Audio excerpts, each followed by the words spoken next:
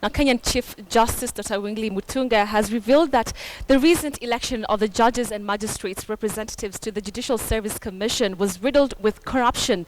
Dr. Mutunga says corruption was not only an issue of serious concern in the judiciary but had permeated other government institutions and the private sector. The shocking revelations come just months before Mutunga leaves the judiciary, an arm of government he has been struggling to reform.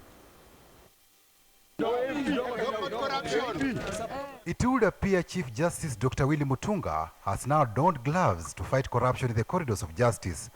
Dr. Mutunga has been very vocal and critical about the vice of corruption watering down reforms in the judiciary. Mutunga never minced words when he fielded questions at a forum aimed at strengthening democracy and public participation. It's a very painful thing,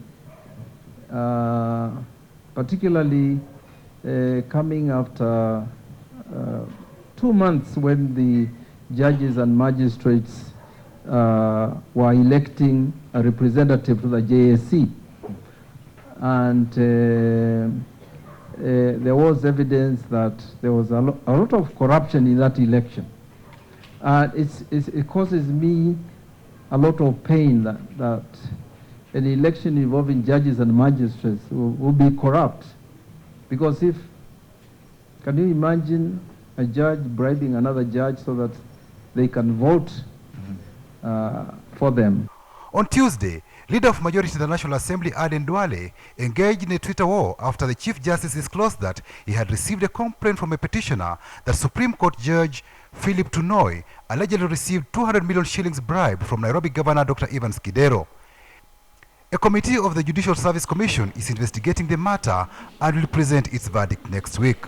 When you find that somebody who is sitting in the National Assembly is celebrating the fact that something seems to be going on in the judiciary, then you can begin appreciating the height of the tragedy. In the tweet exchanges, Duale said Justice Mutunga's disclosure confirmed that the judiciary and Supreme Court in particular is full of graft.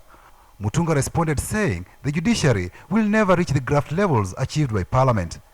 Lawyer Ahmed Nasir Abdullahi came out in support of the Chief Justice.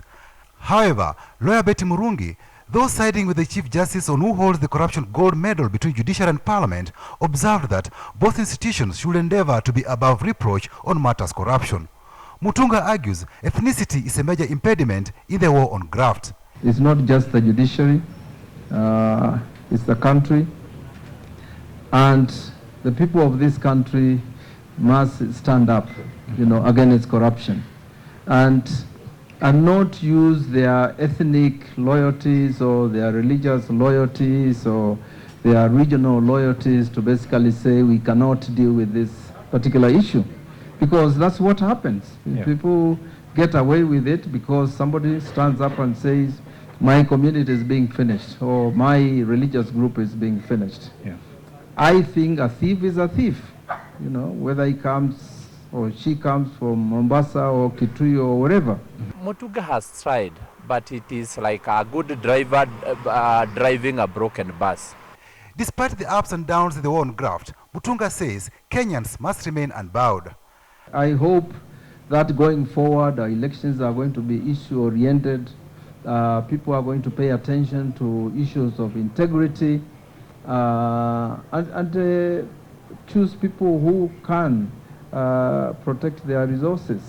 As part of his anti-corruption crusade, the Chief Justice on Tuesday appointed Justice Hedwig Ongundi as the presiding judge of the newly established Anti-Corruption and Economic Crimes Division of the High Court. Ongundi will be deputized by Lady Justice Lydia Achode. Patrick Amimo, KTN News.